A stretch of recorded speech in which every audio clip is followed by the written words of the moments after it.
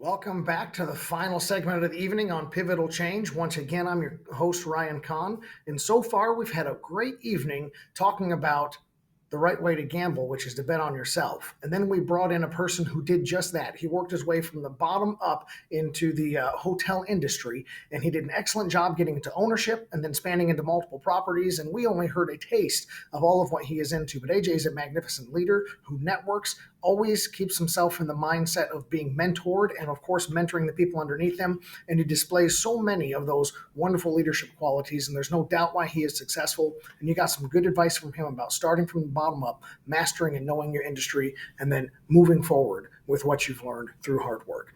So I want to talk about another one of my 7 principles of leadership. And it's going to be a little bit related to the whole mindset of the hard work part of it. Now, we know as leaders, we don't want to be stuck working in our business. We want to be able to work on our business, do the bigger picture things, and not be stuck in the daily grind of the operations, not be stuck in the daily grind of having to complete every project and task or work just hand in hand with the actual product side of things.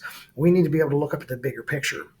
So I want to talk about when to roll up your sleeves. And I'm going to give you a little example. Back from my law enforcement days, I had been a sergeant for just a little while, and I was back on midnight shift. And midnight shift usually has a lot of the lull in the action. There's not a whole lot going on, but it also has, when something happens, it's usually one of the bigger deals, a bigger fight, a domestic violence, more of the high-scale warrants and things like that. And one night in a hotel, we had a violent incident, and it appeared that there was some type of domestic violence. Maybe there was some possible hostage type thing. They weren't answering the door. Multiple officers, multiple phone calls, started getting amped up a little bit. Finally, the people open the door. We go inside, and we are looking to immediately protect physical harm, save some lives. And so as we get into the hotel room, we're looking around, and there's a highly agitated man standing there. He's large stature, 6'3", 6'4", large stature man. It's not going to be fun to have to put our hands on if he wants to resist. And there's 3 or 4 officers. There's a terrified woman inside. The man starts amping up. We're searching for evidence to make sure a crime has or has been not committed, or if it's just a bunch of 911 calls and a verbal argument. So as it goes on, we determine, yes, a domestic violence assault has occurred, and this guy's going to go to jail. I'm just the sergeant that had responded to watch my 3 or 4 officers work, and all of a sudden this guy gets amputated, and it's one of those moments of, do our officers just go ahead and put hands on, possibly escalate this into a fight? Even though he is going to jail, we have to arrest him, or are we going to get compliance and keep trying to talk into compliance? When does talking cease, and when does action need to take place? And that's a whole nother dichotomy of a story for another time. But it comes to the point where our officer goes to put hands on him, kind of grabs his wrist and says, "Sir, you are going to go to jail. We need to put your hand behind." And the guy stiffens up. So that's the first sign. Whole lot of dynamics into it, but it is time to get this guy in handcuffs. So he begins to resist just a little bit, doesn't want to be put in handcuffs, starts backing around in circles, going deeper into the room. Who knows if there's weapons or something dangerous in there. And I just realized that I need to step in. I need to take control of the situation and show the guys that it's okay, because sometimes just a supervisor being present makes people kind of second guess themselves and make sure that the supervisor approves. So there's another note about micromanaging that we could throw in there as well. So eventually, I grab a hold of the guy, say, "Sir, you're under arrest. Put your hands behind your back." We make the movement. As soon as the first handcuff goes on, he starts bucking and fighting. So I take him to the ground, have my guys grab him. I direct their positions into how to best maintain him. No injury, nothing. We get the guy in handcuffs, and now he's just yelling and kicking and fighting as far as resisting, not trying to hurt us. He refuses to walk. He says, "You're going to have to drag me to jail. I'm not going with you." Okay, so this is an interesting situation. So now we all look at each other and say, "Guys, let's go." I pick him up by his belt strap and his handcuffs. So you 2 grab his legs, you 2 grab his shoulders, and we literally carry him out and carry him down the stairs. And finally, when we're going down the stairs, that made him uncomfortable, right, in case we dropped him, which we didn't. And so he said, fine, I'll walk. He finally puts his feet down, realizes that we're serious, that we went hands-on. He's overwhelmed. He committed the crime. He's going to go to jail and have to face his actions. And he finally gains compliance halfway down the staircase and walks and gets seated into the vehicle. And the ultimate crisis was averted.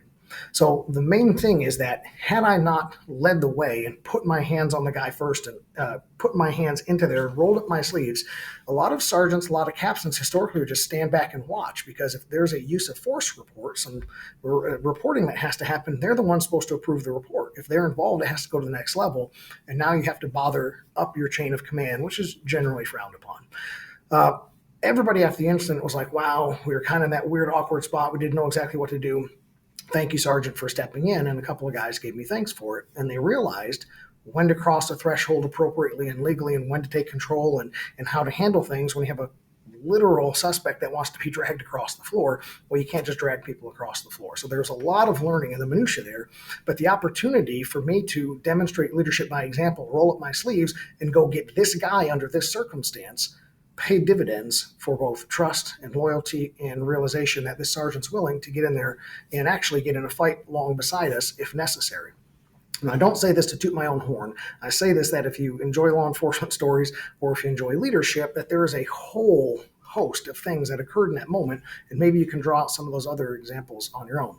But I want to dispel one of the common leadership myths, is that it's all about giving orders from a distance and delegation is king. Delegation is super important, but you can't just give orders from a distance all the time.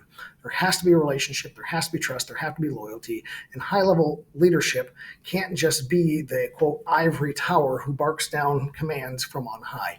There has to be a lowering of yourself into the positions where you can serve your best. Leading by example is the best way to do that. Whether you're an accounting firm like I am now, and during business season, you just grab some of those tax return projects and you start cranking them out for a couple hours a day along beside your people. They look and say, this guy's taking our workload. This guy's the owner of the company, and he's helping us do that. Those little things go forever. Now, should I be doing tax returns every minute of every day?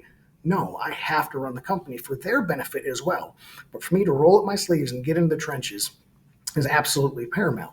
The whole story of Henry VIII and how they breached the wall and how he led his troops on that French attack to ultimate success is a wonderful, wonderful example of him standing up out of the trench saying, hey, into the breach once more.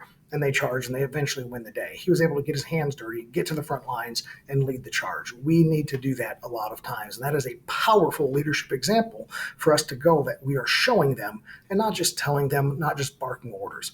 Yes, most of them trust that we've probably been there. We've probably done that. We probably have a base of experience that we're relying upon, but it does need to be demonstrated every now and again. This ultimately builds trust and cohesion.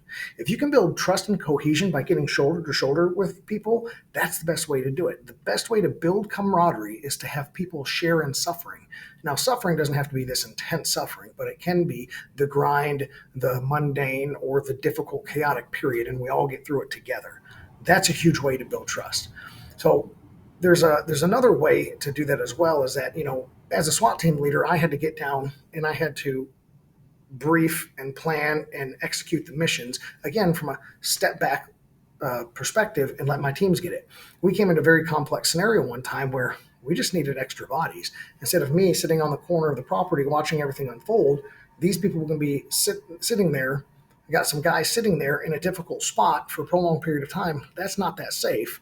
Are they going to free up a backup officer to come over and help them clear the area? Sure. But instead, I was able to step up, help them clear a couple of the rooms, make sure all the dangers, and then I could step back out of my role.